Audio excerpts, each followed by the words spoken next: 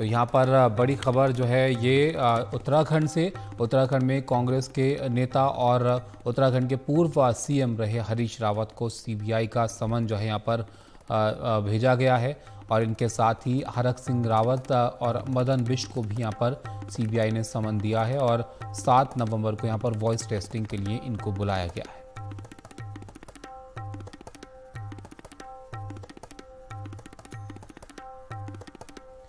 तो कांग्रेस लगातार जो है वो एजेंसीज को लेकर निशाना साधती रहती है और ये एक और मामला है जहां पर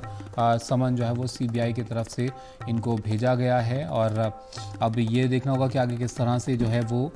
ये जांच आगे बढ़ती है। लेकिन यहाँ पर वॉइस टेस्टिंग के लिए 7 नवंबर जो है वो इनको उसके लिए समन दिया गया है। किशोर हमारे साथ हैं। किशोर, बताइए इस मामले के बारे में।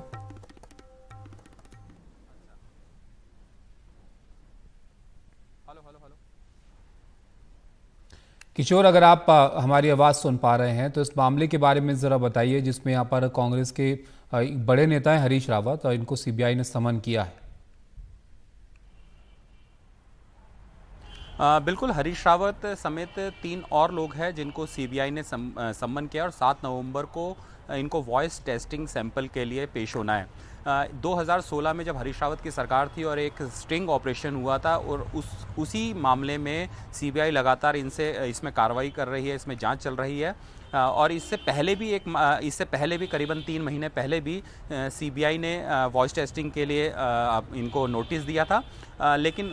कोर्ट से इन्होंने कोई राहत ली थी और उसके बाद ये दोबारा अब सीबीआई ने इन 4 लोगों को, जिसमें 2 मौजूदा विधायक है, जिसमें कांग्रेस का विधायक है मदन बिष्ट और दूसरे निर्दलीय विधायक है, और इसके अलावा हरीश रावत और हरक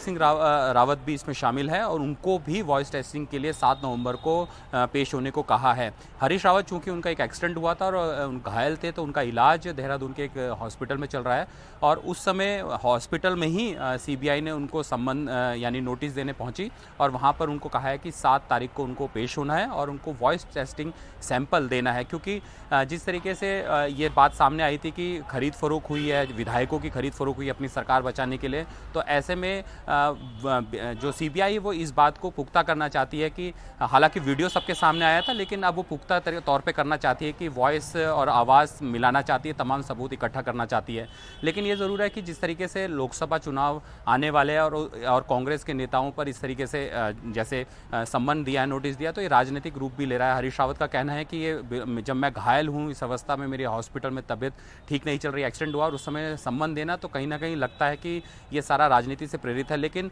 अब ये देखना होगा कि 7 नवंबर को ये पेश होते हैं या फिर पिछली बार की तरह ही कोर्ट से कुछ राहत लाते हैं। जी